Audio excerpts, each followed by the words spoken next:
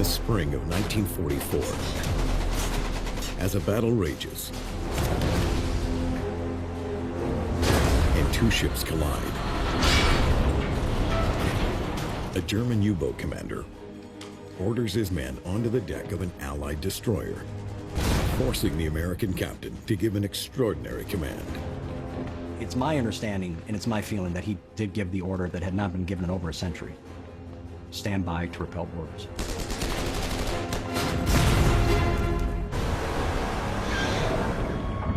In World War II, a subsea weapon allows warriors to fight from beneath the waves. With cunning, force, and tenacity, their enemies strike back. Revolutionary, but still sometimes primitive. It's a desperate bid to change the course of war. Their stories are legend.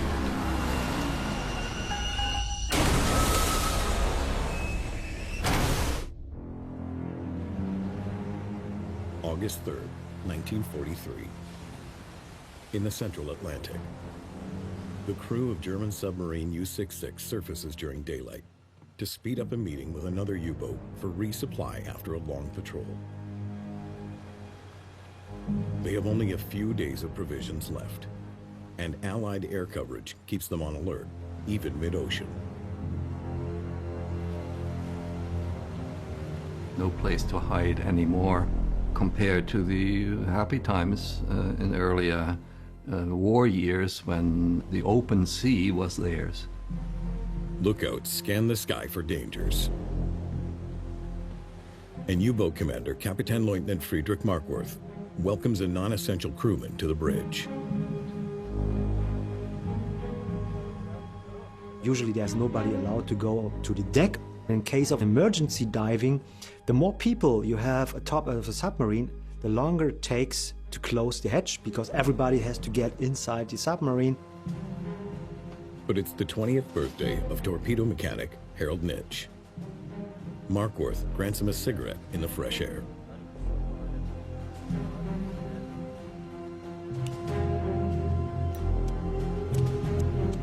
The celebration is short-lived. An enemy aircraft dives out of the sun.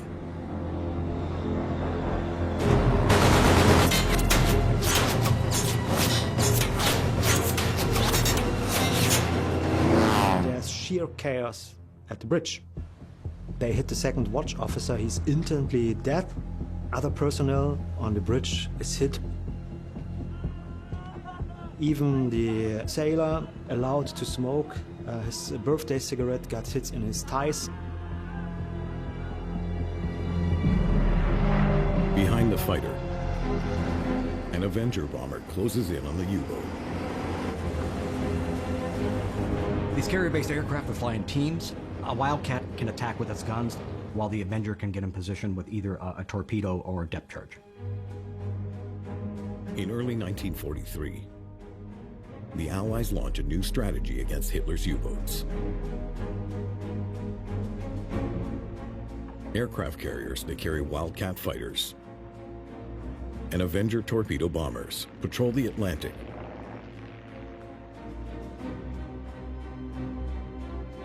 Accompanied by destroyers for protection. These task forces are called hunter-killer groups. Hunter-killer groups are all about offense. They are actively looking for where the U-boats are at and searching to destroy them. The U.S. Navy and the Royal Navy are taking the war to the U-boats. As the Wildcat strafes the U-boat, the Avenger lines up to drop its payload. But the release mechanism fails. Nothing happens. Markworth's crew scrambles to exploit the failure. They were standing orders. He was supposed to fight it out. The anti-aircraft gun had to be manned to shoot back at the attacking aircraft. Finally, rounds of anti-aircraft fire streak from the conning tower. The fighter initiates another run to silence U-66's gun.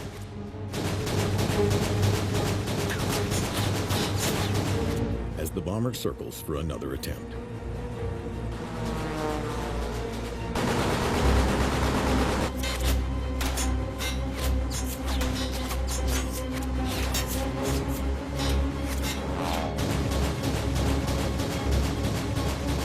Bullets pepper the sky. The Avenger approaches.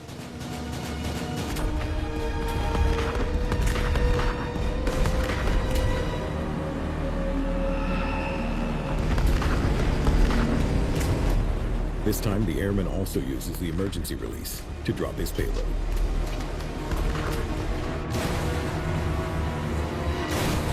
Moments later, explosive force rocks the U-boat. As the Avenger banks away, the Wildcat continues its assault. Bullets strike more of the crew on the bridge. Lieutenant Zerzi Klaus Herbig is shot at the knees. A bullet rips into the abdomen of the U-boat commander.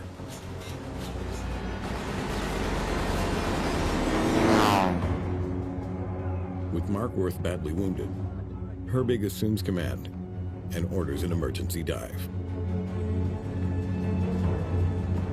At that point, the injured and already dead are piling up, so they have to get submerged.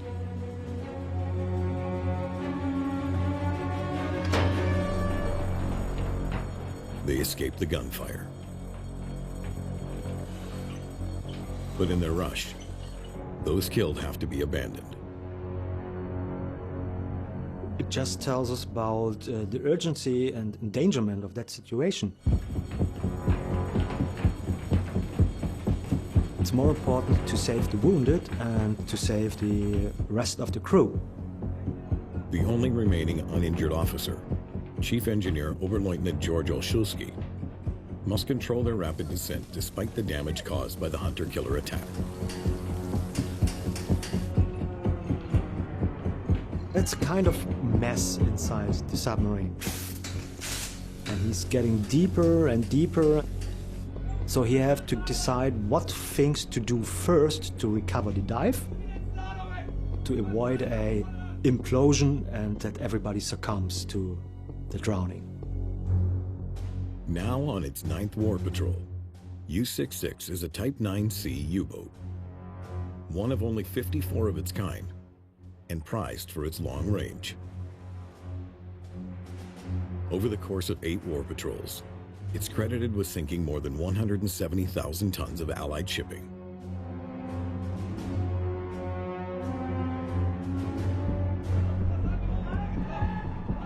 Olszewski fights the leaks and damaged diving planes.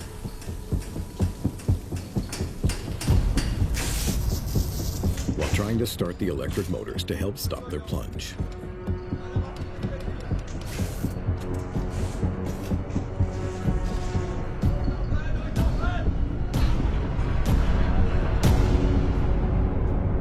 His actions stabilized the damaged submarine.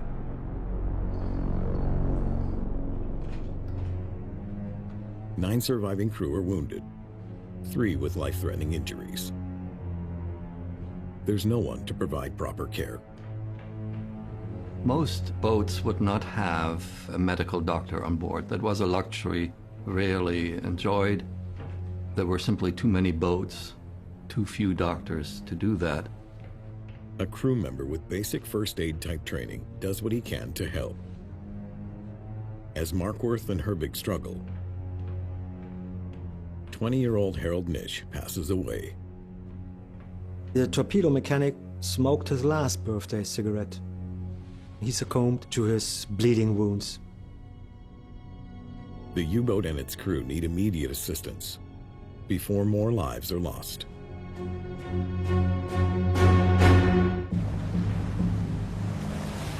In early August 1943,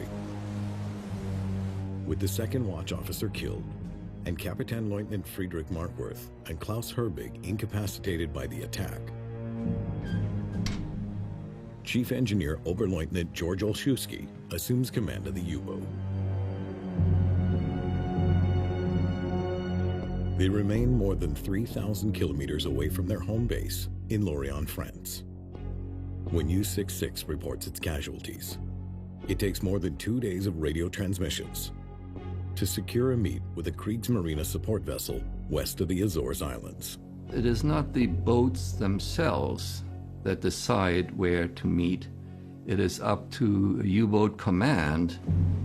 On August 6, 1943, another U-boat, U-117, approaches U-66 to provide aid.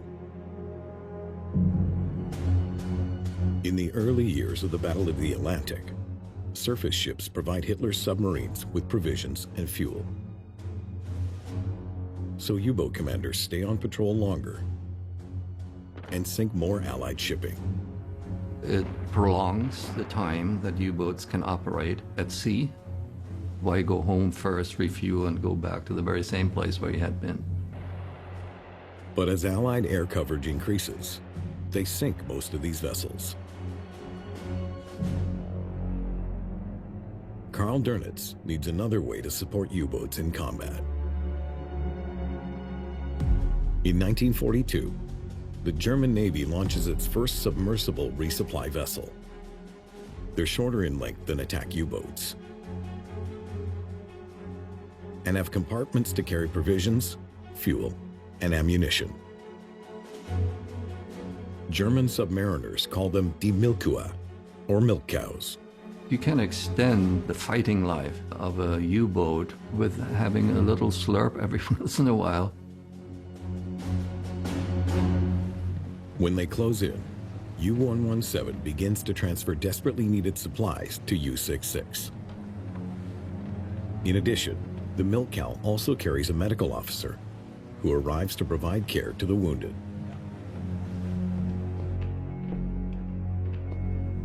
The commander of U-66, Friedrich Markworth, has had a bullet lodged in his abdomen for 3 days. Without the benefit of an operating room, Dr. Schrenk begins the process to remove it. It must have been a good feeling for someone like Markworth to know that he was being treated by a professional medical doctor rather than being in the hands of an amateur.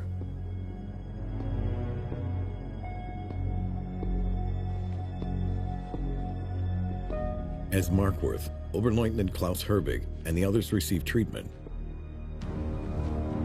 the first watch officer from the milk cow, Oberleutnant Zerzy Paul Freaks, assumes command.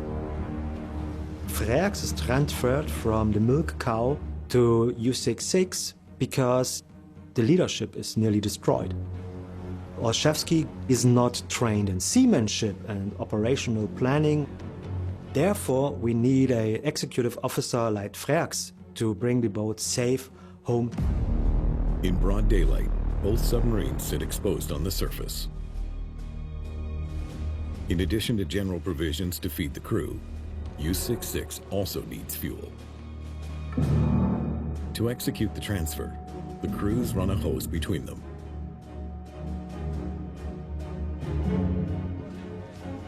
For both submarines, it's risky.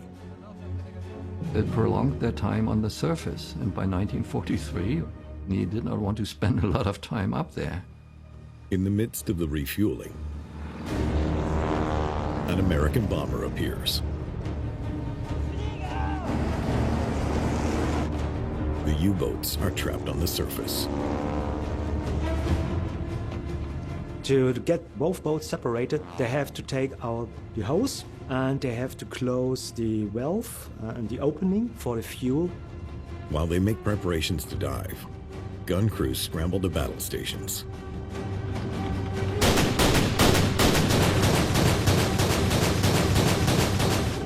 The critical resupply becomes another fight to survive. A TBF Avenger approaches U-66 and U-117. The aircraft flies without an escort and carries 2 depth bombs. The American airman specifically targets U-117. If you can take out those milk cows, you're basically taking out the logistical backbone of the German Navy. It keeps many other U-boats in combat instead of in transit.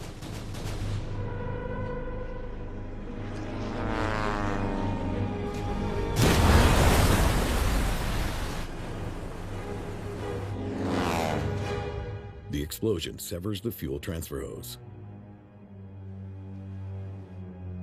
And U-117 appears to sustain severe damage. Paul Frerks, who has just left the milk cow, must decide whether he can help. Frerks probably has a divided heart. His feelings are with his old crew, but he has to protect his new crew. He has responsibility for submarine 66 at the time. Frerks calls for an emergency dive and takes U-66 to safety. The milk cow is never heard from again. Dr. Schrenk and Paul Frerks will be the only survivors.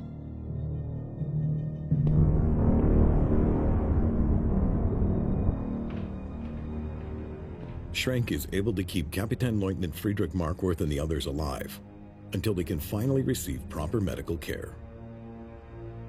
But Markworth will no longer serve on combat submarines. From his wounds, he is not in a condition for more front service. Then he is sent to Gdansk for a training flotilla where he spends the rest of the war. Following U-66's 9th War Patrol, Allied aircraft increase their range and concentration. German submarines sink only 14 vessels in the North Atlantic, and 49 more U-boats are lost.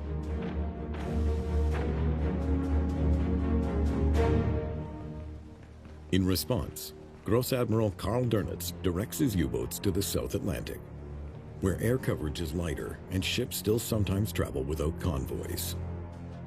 He hopes to draw Allied resources away from the European theater.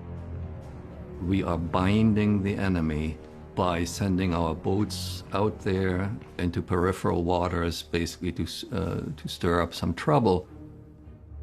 In early 1944, U-66 departs France for its 10th War Patrol.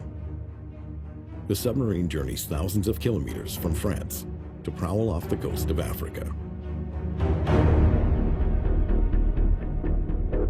Oberleutnant Gerhard Seehausen joins the crew for his first war patrol in command of a submarine. Oberleutnant Klaus Herbig returns as first watch officer, cleared for duty after recovering from gunshot wounds. Chief Engineer George Olszewski also stays on.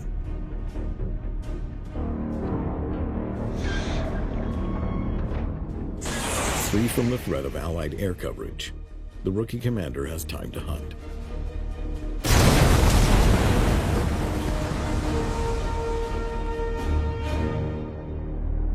In less than a month, U-66 sends 4 ships, totaling nearly 20,000 tons, to the ocean floor. They even capture 2 prisoners from one of the vessels to gather intelligence. At that point of the war, what Seehausen performed was extraordinary. He maybe get lured by the success to stay longer for more sinkings. By mid-April, their supplies and provisions start to run low. They develop a very unusual problem, not often seen in World War II navies: scurvy. The personnel was in a position as a seafaring in the 16th or 17th century. They were suffering from scurvy, unimaginable to us today. It's a vitamin C deficiency, and that was recognized by the early modern period in most navies, especially if you had long journeys. Normally caused by a lack of fresh fruit and vegetables, scurvy is easily prevented with vitamin C tablets. But the crew member responsible for healthcare on board, Sanitatsmat Wolflock, was new to his job. Usually you are supposed to count everything which is on the invoice, and that's what he didn't do. He doesn't have the experience, and he was pretty badly surprised. physical symptoms can include sores and loose teeth, as well as lethargy and mental confusion. Severe scurvy can lead to death. And after nearly 100 days at sea, other provisions also run low. The Type 9C U-boat has a range up to 21,000 kilometers, but U-66 now lacks enough diesel to travel back to France. Seehausen faces an increasingly dire situation. There's basically no way to get him home without any resupplies. He contacts U-boat command and requests assistance. Fortunately, a meeting is set with a milk cow northwest of the Cape Verde Islands, hundreds of kilometers off the African coast. On the morning of April 26, 1944, U-66 approaches the meeting point.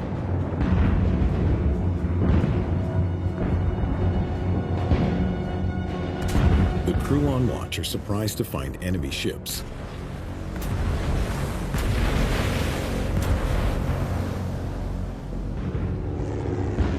Which begin a blistering attack against the milk cow.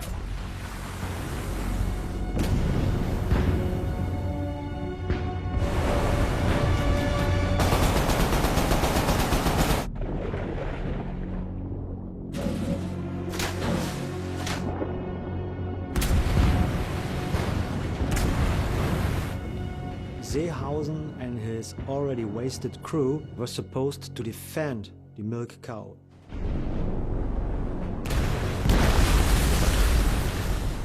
Maybe his nerves were already strained. He decides not to defend U-488. U-66 turns away from the warships. Seehausen abandons the milk cow to its own fate. He doesn't obey orders to save his life and the life of his crew. The sounds of distant explosions penetrate U-66's hull. The men listen in horror until the sea finally grows quiet, as U-488 is lost. It would be the last of Hitler's milk cows assigned to the Atlantic Theater. And its sinking means that U-66 is the next target. The failed resupply leaves Oberleutnant Gerhard Seehausen even more dangerously low on provisions and fuel to return to port. This is a very serious situation to him, because as soon as all fuel is spent, he's just drifting in the Atlantic.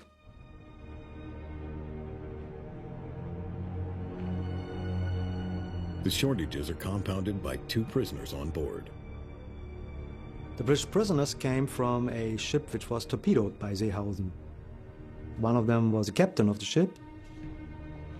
Seehausen had to share the provisions with the enemy.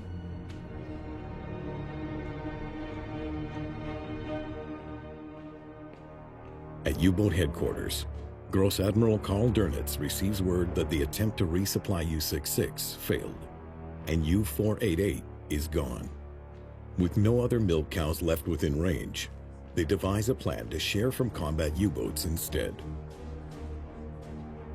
He decides to take other submarines operating in the vicinity to share their fuel and resources so that Seehausen can make it home. But all their radio communications have attracted attention. A hunter-killer group that patrols the area is on the lookout. CIC, we have confirmed U-boat contact. At the center of these anti-submarine task forces is a warship called an escort carrier.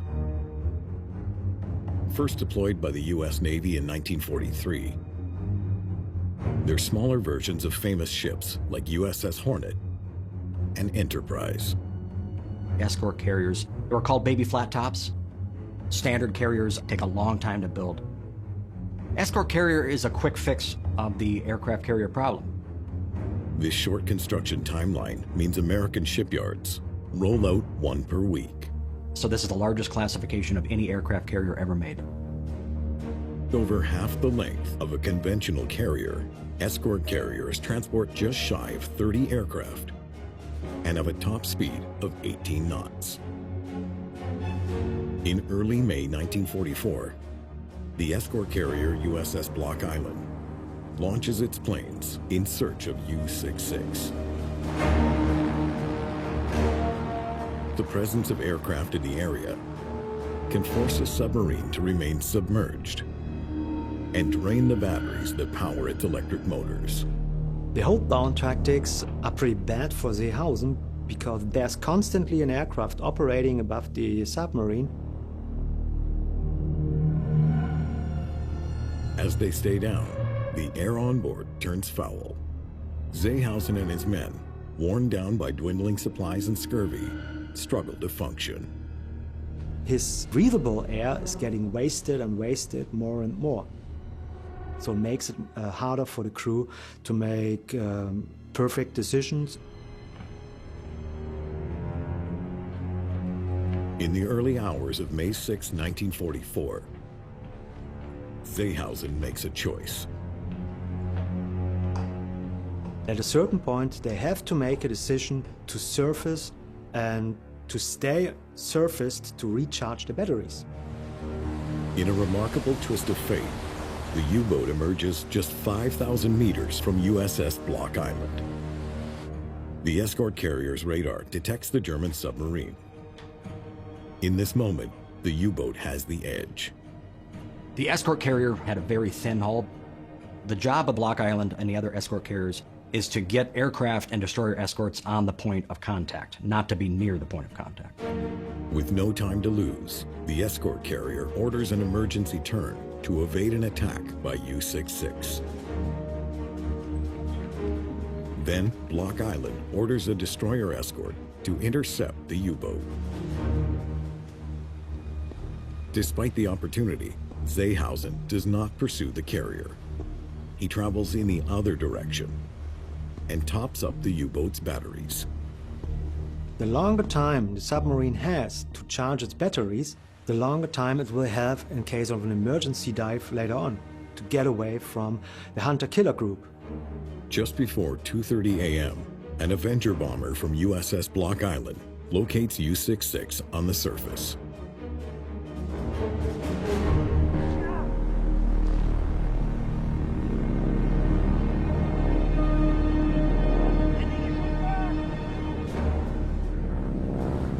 While most Avengers can carry up to a 2,000-pound bomb, unfortunately for this pilot, his aircraft has been customized for reconnaissance. Night Owls were Avengers that were stripped of all weapons. That weight that was saved, you could cover the most area per gallon of fuel. It would be frustrating for Lieutenant Jimmy Sellers. He has a U-boat on the surface and he's teethless. So legend has it that he shot his .45 pistol at the conning tower. Unaware that the aircraft carries no payload, U-66 fires its guns to keep the plane at bay, so the batteries can continue to charge. While the pilot distracts the U-boat crew, the destroyer escort, called USS Buckley, closes in.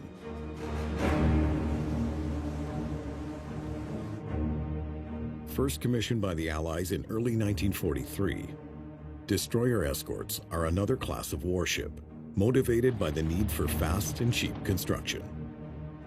Armed with cutting-edge anti-submarine weapons, destroyer escorts take half the time of a conventional fleet destroyer to go to sea.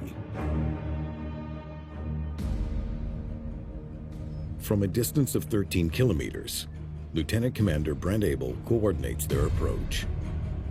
Abel's from Washington, D.C., in his late 20s. He takes command to go after the U-boats and win the Battle of the Atlantic. He hopes that by approaching from the dark side, U-66 will mistake the destroyer for another German submarine.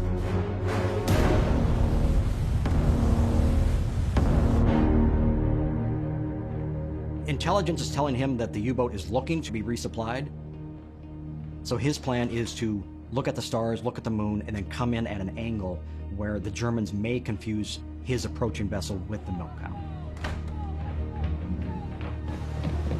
At a range of 3.5 kilometers, Abel's crew has orders to hold fire to maintain the deception. Through the darkness, the U-boat silhouette becomes visible.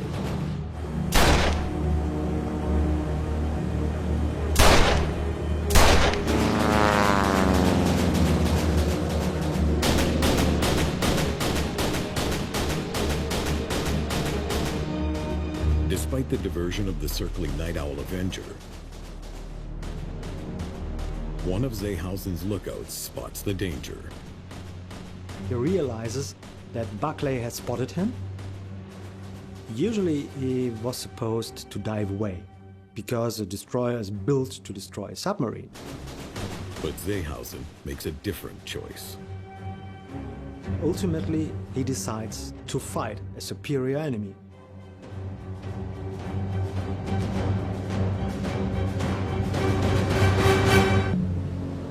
In the early morning hours of May 6, 1944,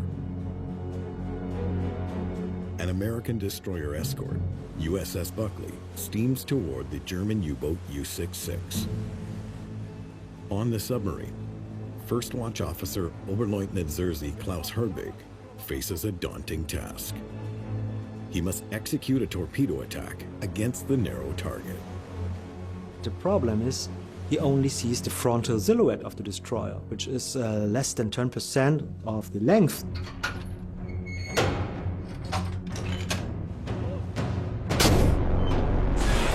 So he has to rely on a shot down the throat.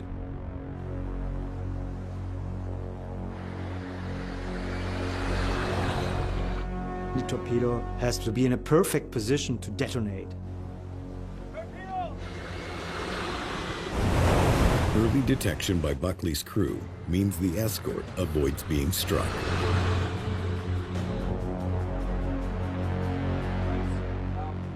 With its mission to distract the U-boat complete, the Night Owl Avenger continues to circle above, reporting on the action back to USS Block Island.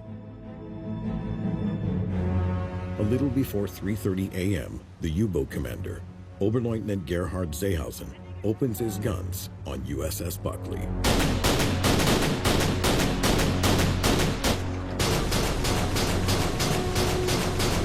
The destroyer escort replies.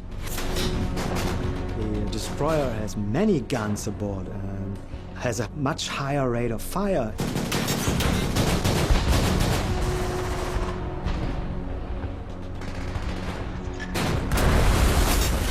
With the Americans breaking the deck of his submarine from a range of about 1,800 meters, Seehausen resorts again to his torpedoes and maneuvers for a shot. The best weapon a submarine has against a surface ship is the torpedo. If he hit the destroyer, he might have a chance to evade. But Lieutenant Commander Brent Abel's men detect the incoming attack. USS Buckley dodges.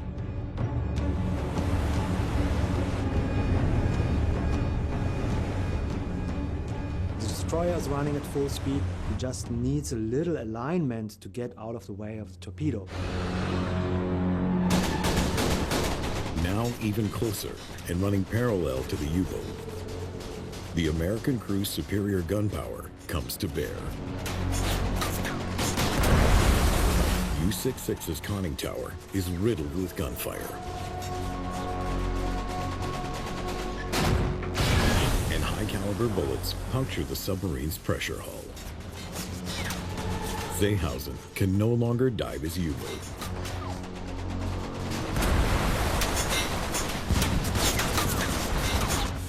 Unaware of the extent of the damage, Abel believes the Germans might still slip away. He issues an order to trap the U-boat on the surface. Abel realized that he could use the bulk of the destroyer escort, which was bigger than the submarine, to his advantage. USS Buckley turns to ram U-66. The metal hulls screech and grind, with the submarine pinned by the ship. Seehausen realizes the U-boat itself is now at risk with all its secrets. Chief Engineer George Olszewski receives orders to scuttle the submarine to keep it out of Allied hands. At all costs, prevent any invaders that might want to go at your cipher machine or any important documents on board. Seehausen needs to buy some precious minutes. He has to prepare the self-destruction of the submarine. This takes time. Where does he get the time from?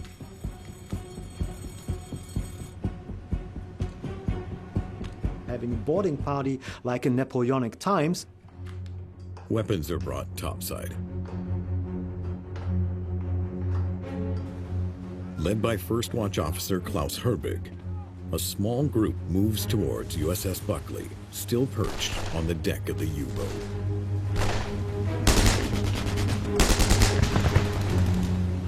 He uses something extremely special in the Second World War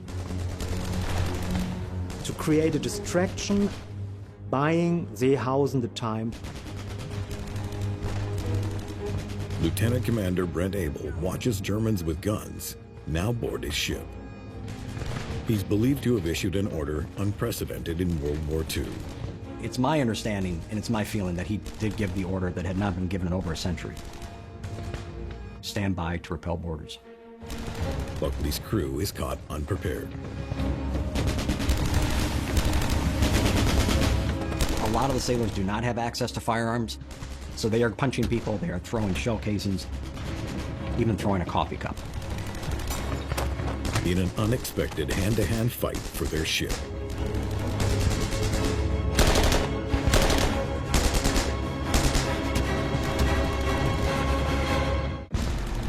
Sailors aboard USS Buckley continue to fight off the Germans, who have turned the table on the destroyer escort that rammed their U-boat.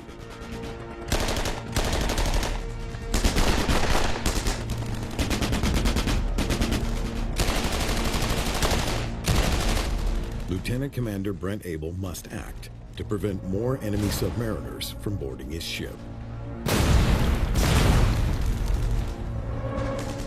As the Germans are pouring out and continue to try and get on the Buckley, Abel reverses power and pulls away from U-66.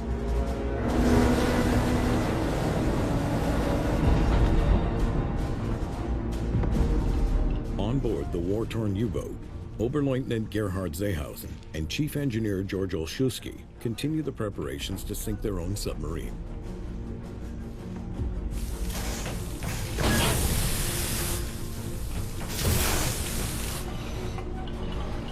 It is the chief engineer's last duty to open the seacocks so seawater can come in and eventually the boat would disappear.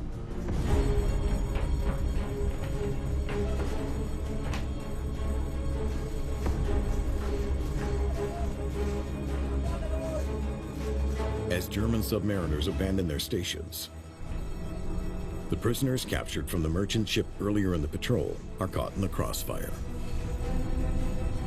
They want to survive, but they probably have no understanding what will happen to them.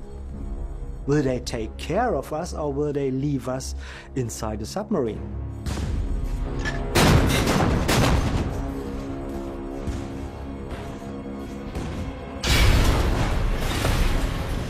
A sudden impact rattles those who remain on U-66. The German submarine collides with USS Buckley again, likely by accident. The chaos of the crash creates an opportunity as an American sailor lobs a grenade down the open hatch. It landed in the conning tower, which exploded and essentially decapitated the U-66.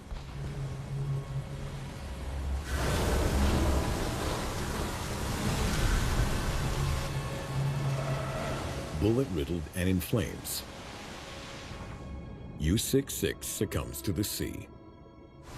Oberleutnant Gerhard Seehausen, 23 of his crew, along with the British captives, are lost.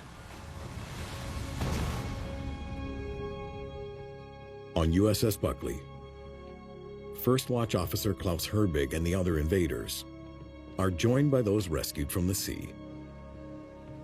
36 German submariners, suffering from scurvy, survive. The condition of the beleaguered prisoners shocked their American captors. Men who had been out of the sunlight and with a vitamin-deficient diet, these men were not in very good shape. It's probably the best thing what could happen to them, becoming a prisoner of war in the United States. They probably had a good meal, coffee, chocolate, chewing gum. They are well treated. They will join thousands of others who share the fate of the surviving crew of U-66. They're transported to America and spend the rest of the war in POW camps. Different to being a prisoner of war in the Soviet Union. These pictures look very different.